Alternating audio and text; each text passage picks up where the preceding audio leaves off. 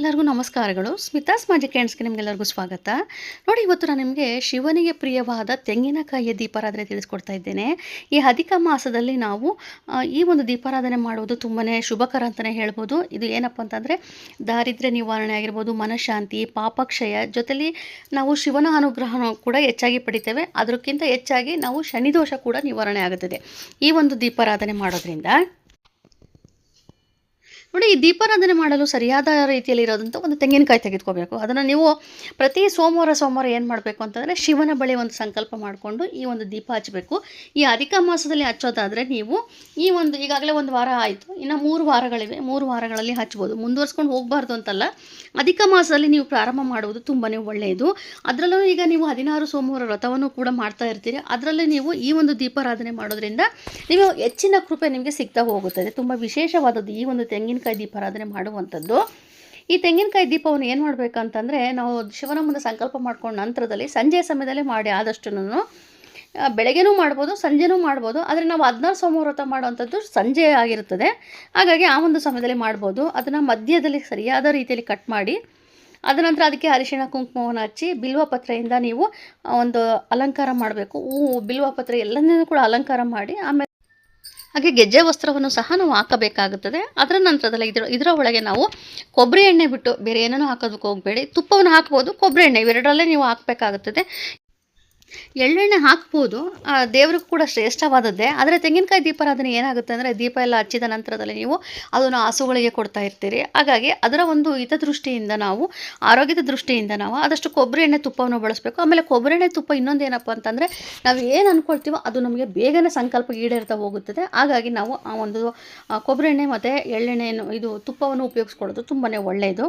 ಹಾಗೆ ಮೊದಲು ಈ ದೀಪಾರಾಧನೆ ಮಾಡೋದಕ್ಕಿಂತ ಮುಂಚೆ ಮೊದಲು ನಿಮ್ಮ ಕುಲದೇವರಿಗೆ ಗಣೇಶನಿಗೆ ನಮಸ್ಕಾರ ಮಾಡಿಕೊಂಡು ಒಂದು ತಟ್ಟೆಯಲ್ಲಿ ಅಕ್ಕಿಯನ್ನು ತೆಗೆದುಕೊಂಡು ಅಕ್ಕಿಯ ಮೇಲೆ ಓಂ ಅಂತೇಳಿ ಬರೆದು ನೀವು ಈ ತೆಂಗಿನಕಾಯಿಯನ್ನು ಇಟ್ಟು ಹೂವಿಂದ ಬಿಲ್ವಪತ್ರೆಯಿಂದ ಅಲಂಕಾರ ಮಾಡಿ ಗೆಜ್ಜೆ ವಸ್ತ್ರನ ಹಾಕಿ ನಂತರದಲ್ಲಿ ಶಿವನ ಫೋಟೋದ ಮುಂದೆ ನೀವಿಟ್ಟು ಒಂದು ದೀಪಾರಾಧನೆ ಮಾಡಬೇಕಾಗುತ್ತದೆ. ಹಾಗೆಯೇ ಇನ್ನೊಂದು ವಿಚಾರ ಏನಪ್ಪ ಅಂತಂದರೆ, ಈ ಒಂದು ದೀಪಾರಾಧನೆ 16 ಸೋಮವಾರದ ವ್ರತ ಮಾಡುವವರೇ ಹಚ್ಚಬೇಕು, ಆ ಥರ ಏನಿಲ್ಲ. ನೀವು ಪೂಜೆ ಮಾಡದೆ ಹೋದರೂ ಕೂಡ ಬೇರೆಯವರು ಇತರರು ಕೂಡ ಹಚ್ಬೋದು. ಅಂದರೆ ಪ್ರತಿ ವಾರ ಶಿವನಿಗೆ ನೀವು ವಿಶೇಷವಾಗಿ ಬಿಲ್ವಪತ್ರೆ, ಈ ತೆಂಗಿನಕಾಯಿ ದೀಪಾರಾಧನೆ ತುಂಬಾ ಒಳ್ಳೆಯದು. ಅಥವಾ ನಿಮಗೆ ದತುರಕಾಯಿ ಸಿಕ್ಕರೆ ದತುರಕಾಯಿಂದನೂ ಕೂಡ ನೀವು ದೀಪಾರಾಧನೆ ಮಾಡ್ಬೋದು, ತುಂಬಾ ವಿಶೇಷವಾದದ್ದು. ಹಾಗಾಗಿ ನೀವು ಈ ಒಂದು ದೀಪಾರಾಧನೆ ಮಾಡಿ. ಹಾಗೆ ಈ ತೆಂಗಿನಕಾಯಿ ದೀಪಾರಾಧನೆ ನೋಡಿ, ಇದು ಅಧಿಕ ಮಾಸ ಆಗಿರೋದು 4 ವಾರ ಅಲ್ವಾ. ಹಾಗಾಗಿ ನಾನು ಒಂದೊಂದು ಇದು ತೆಂಗಿನಕಾಯಿಗೂ ಕೂಡ, ಹೋಳಿಗೂ ಕೂಡ 4 ಬತ್ತಿಗಳನ್ನ ಇಡ್ತಿದ್ದೇನೆ. 2 ಬತ್ತಿಯನ್ನು 1 ಬತ್ತಿಯನ್ನಾಗಿ ಮಾಡಿ ನಾನು 4 ಉರಿ ಬರಬೇಕು, ಆ ರೀತಿಯಾಗಿ ನಾನು ಬತ್ತಿಗಳನ್ನು ಹಾಕ್ತಾ ಇದ್ದೇನೆ. ಬತ್ತಿಯನ್ನು ನಾನು ಮೊದಲೇ ತುಪ್ಪದಲ್ಲಿ ನೆನೆಸಿಟ್ಟಿದ್ದೆ, ಆ ಒಂದು ಬತ್ತಿಯನ್ನು ಇಡ್ತಾ ಇದ್ದೇನೆ. ಈ ರೀತಿಯಾಗಿ ನೀವು ಸಿದ್ಧತೆ ಮಾಡ್ಕೋಬೇಕಾಗುತ್ತದೆ. ಇದನ್ನು ನೀವು ದಿನನಿತ್ಯ ಮಾಡುವಂಥ ಪೂಜೆಗೂ ಸಹ ಮಾಡ್ಬೋದು, 16 ಸೋಮವಾರ ಪೂಜೆ ಮಾಡುವಂಥವ್ರು ಸಹ ಮಾಡ್ಬೋದು. ನೀವು ಈ ದೀಪ ಸಿದ್ಧತೆ ಮಾಡುವಂಥ ಸಂದರ್ಭದಲ್ಲಿ ಆದಷ್ಟು ಓಂ ನಮಃ ಶಿವಾಯ, ಓಂ ನಮಃ ಶಿವಾಯ ಅಂತ ಹೇಳ್ಕೊಳ್ಳಿ. ಅದರ ನಂತರದಲ್ಲಿ ಆದಷ್ಟು ನಿಮಗೆ ಸಮಯವಿತ್ತು ಅಂದರೆ ಮೃತ್ಯುಂಜಯ ಮಂತ್ರವನ್ನು ಕೂಡ ನೀವು ಹೇಳ್ಕೊಳ್ಳೋದು ತುಂಬಾ ಒಳ್ಳೆಯದು. ಮನೆಯಲ್ಲಿ ಮೃತ್ಯುಂಜಯ ಮಂತ್ರವನ್ನು ನೀವು ಹೇಳ್ಕೊಂಡಾಗ ನಿಮ್ಮ ಮನೇಲಿ ಆಗುವಂಥ ಒಂದು ಅಪಘಾತಗಳು ಇವೆಲ್ಲವೂ ಕೂಡ ನಿವಾರಣೆ ಆಗಿ ಮನೆಗೆ ತುಂಬಾ ಒಳ್ಳೆಯದಾಗ್ತಾ ಬರ್ತದೆ. ಈ ದೀಪಾರಾಧನೆ ನಾವು ಯಾವೆಲ್ಲ ದಿನಗಳಲ್ಲಿ ಹಚ್ಬೋದು ಅಂತಂದರೆ, ಸೋಮವಾರ ನಾವು ಹಚ್ತೀವಿ. ಅದ್ರ ಜೊತೆಲಿ ನಾವು ಪ್ರದೋಷ ಪೂಜೆ ಅಂತ ನಾವು ಮಾಡ್ತೇವೆ, ಪ್ರದೋಷ ಕಾಲದಲ್ಲಿ ಹಚ್ಬೋದು. ಆಮೇಲೆ ಈಗ ಪ್ರತಿ ತಿಂಗಳಿಗೊಮ್ಮೆ ನಮಗೆ ಮಾಸ ಶಿವರಾತ್ರಿ ಅಂತ ಬರುತ್ತೆ, ಆ ಒಂದು ಸಮಯದಲ್ಲಿ ಸಹ ಹಚ್ಬೋದು. ಈಗ ಅಧಿಕ ಮಾಸದಲ್ಲಿ ನೀವು ಯಾವುದೇ ದಿನಗಳಲ್ಲಿ ಹಚ್ಚಿದ್ರೂ ಕೂಡ ನಮಗೆ ಅದು ದುಪ್ಪಟ್ಟು ಫಲ ಸಿಗುವಂಥದ್ದೇ. ಹಾಗಾಗಿ ಸೋಮವಾರ ಸಿಗುವಂಥ ಸೋಮವಾರಗಳಲ್ಲಿ ನೀವು ಈ ದೀಪಾರಾಧನೆ ಮಾಡಿ ತುಂಬಾ ಒಳ್ಳೆಯದಾಗ್ತಾ ಬರ್ತದೆ. 16 ಸೋಮವಾರ ವ್ರತ ಮಾಡುವಂಥವರು ಈಗಾಗಲೇ ನಿಮಗೆ ಗೊತ್ತಿರೋ ಹಾಗೆ ವಿಶೇಷವಾಗಿ ನಾವು ಗೋಧಿಯಿಂದ ಪ್ರಸಾದ ಮಾಡ್ಕೋಬೇಕಾಗುತ್ತದೆ. ಆ ಪ್ರಸಾದವನ್ನು ಮಾಡಿ ದೇವರಿಗೆ ನೈವೇದ್ಯ ಮಾಡಿ ಉತ್ತದ ಮಣ್ಣಿನಿಂದ ನಾವು ಶಿವಲಿಂಗವನ್ನು ಮಾಡಿಕೊಂಡು ಪೂಜೆ ಮಾಡಿಕೊಂಡು ಈ ದೀಪಾರಾಧನೆ ಮಾಡಬೇಕು.